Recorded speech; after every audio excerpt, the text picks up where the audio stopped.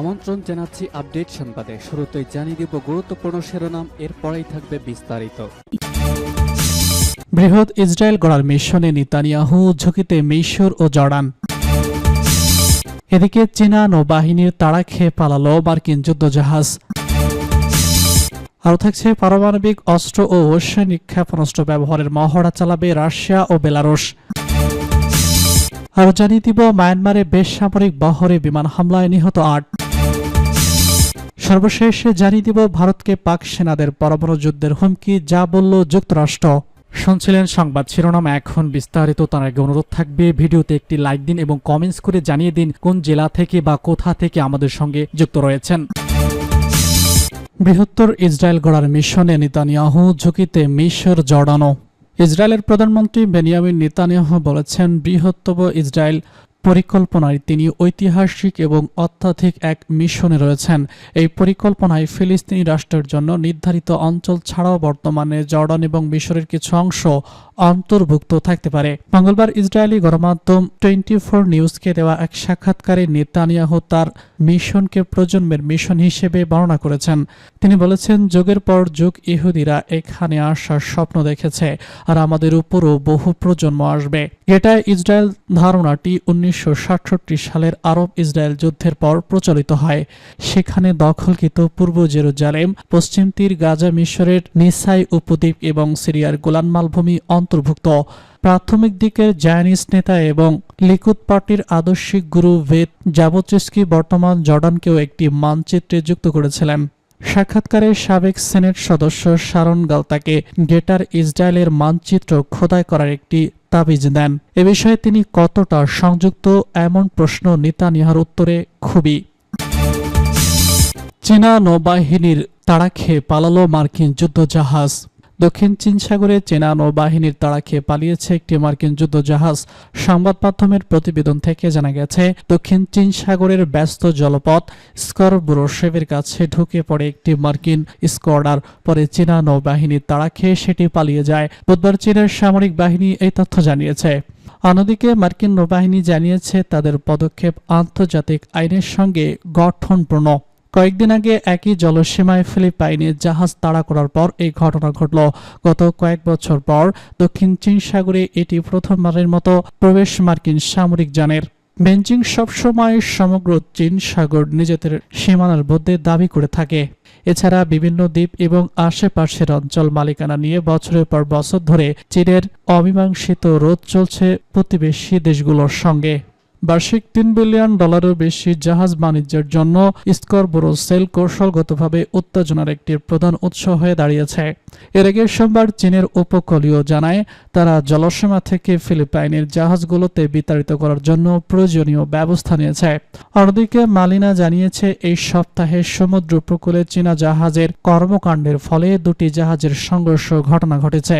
তাদের দাবি, দুটি চীনা জাহাজের উদ্দেশ্য ছিল কোস্কো সেলের কাছে ফিলিপাইনের জাহাজগুলোতে পৌঁছানো থেকে সম্পূর্ণরূপে অবরুদ্ধ করা। এর আগে অঞ্চলটির বিরোধী নিয়ে 2016 সালে একটি আন্তর্জাতিক সালিস ট্রাইব্যুনাল রায় দেন। চীনের ঐতিহাসিক মানচিত্রের ভিত্তিতে বেইজিং এর দাবির আন্তর্জাতিক আইনে কোনো ভিত্তি নেই, তবে চীন এই সিদ্ধান্তকে গ্রহণ করেননি। পারমাণবিক অস্ত্র ও রাসায়নিক ক্ষেপণাস্ত্র ব্যবহারের মহড়া চালাবে রাশিয়া ও বেলারুশ।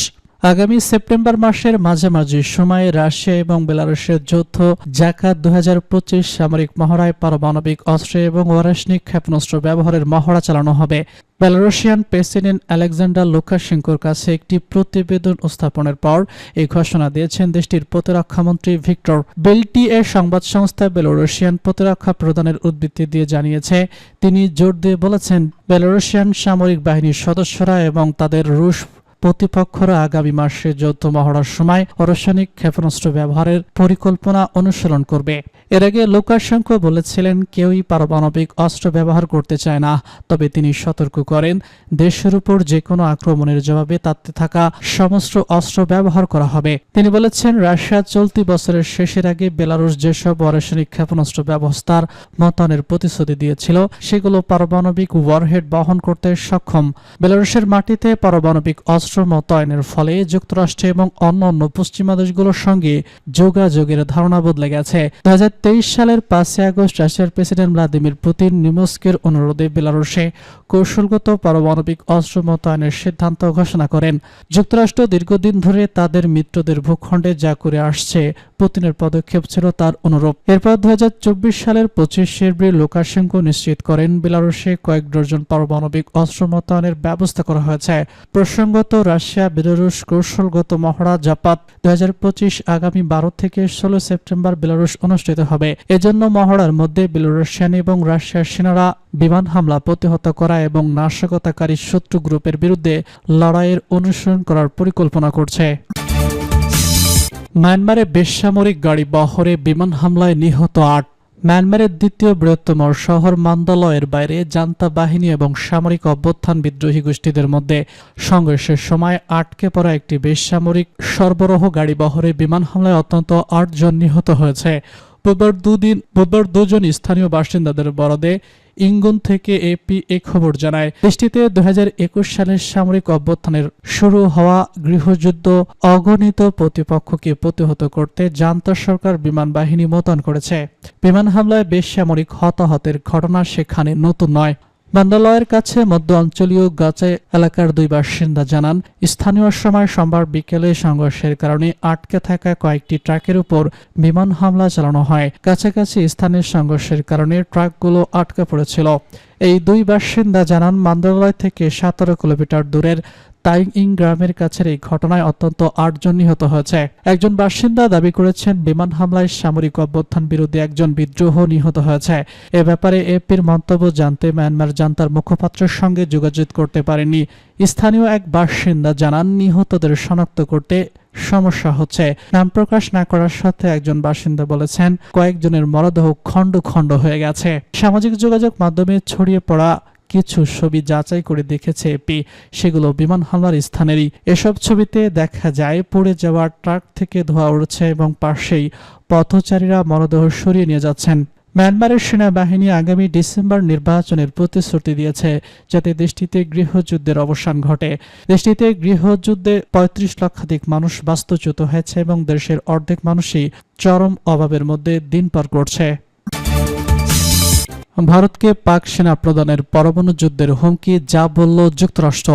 পাকিস্তানের সেনাপ্রধান আসিম মুনিরের যুক্তরাষ্ট্র সফর ঘিরে ব্যাপক আলোচনার মধ্যে ভারতের সঙ্গে সম্পর্ক নিয়ে অবস্থান স্পষ্ট করেছে ওয়াশিংটন। যুক্তরাষ্ট্রের সম্পর্ক ভারত এবং পাকিস্তান উভয় দেশের সঙ্গেই অপরিবর্তিত, এমনটাই জানিয়েছে যুক্তরাষ্ট্রের পররাষ্ট্র দপ্তর। গতকাল স্টেট ডিপার্টমেন্টের নিয়মিত প্রেস ব্রিফিংয়ের মুখপাত্র এই অবস্থান শক্ত করেন। তার বক্তব্য এমন সময় এলো যার কিছুদিন আগেই যুক্তরাষ্ট্র অবস্থান করেই পাকিস্তানি সেনাপ্রধান জানান, ভারত যদি পাকিস্তানের পানির অধিকার অস্বীকার করে তাহলে প্রয়োজনে পারমাণবিক যুদ্ধ শুরু করলেও পিছুপা করবে না তার দেশ। ভারতীয় গণমাধ্যম এনডিটিভির প্রতিবেদনে এ খবর জানানো হয়েছে। প্রতিবেদনে বলা হয়, পাকিস্তানের সেনাপ্রধান ফিল্ড মার্শাল আসিম মুনিরের যুক্তরাষ্ট্র সফর ঘিরে বিশ্বজুড়ে আলোচনার মধ্যে ওয়াশিংটন জানিয়েছে, ভারত এবং পাকিস্তানের সঙ্গে তাদের সম্পর্ক অপরিবর্তিত রয়েছে। মার্কিন কূটনীতিকরা এই 2 দেশের প্রতি শ্রদ্ধাশীল। ফিল্ড মার্শাল আসিম মুনির গত 2 মাসে 2 বার যুক্তরাষ্ট্র সফর করেন। যুক্তরাষ্ট্র সফর ঘিরে তিনি ভারতকে পারমাণবিক হামলার হুমকি দেন এবং বলেন, এই ধরনের হামলায় বিশ্বের অর্ধেক ধ্বংস হয়ে যাবে। যুক্তরাষ্ট্রের মাটিতে দাঁড়িয়ে কোনো দ্বিতীয় দেশের বিরুদ্ধে এই প্রথম এমন পারমাণবিক হুমকির ঘটনা ঘটল।